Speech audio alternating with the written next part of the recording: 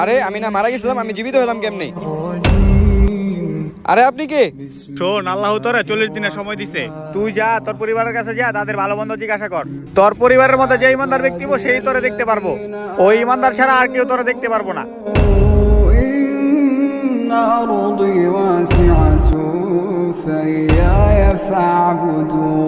ভাই শোন ভাই, তুই আমার কবরে যাই জিকির কর ভাই, আমার কবরে কালেমা পড় ভাই। তোরা কি আমার ভুল লাগেছিস ভাই?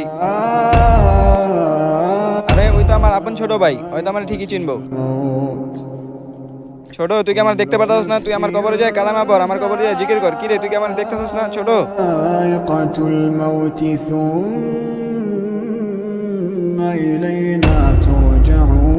দেখছোস, মরার পরে এই দুনিয়াতে কেউ কারে মনে রাখে না। তুই তোর ফ্যামিলিতে কারো ইসলাম শিক্ষা দেস নাই, এর জন্য তোরা কেউ দেখে নাই। সময় থাকতে মৃত্যুকে ভয় করুন, কমেন্টে আমিন লিখুন।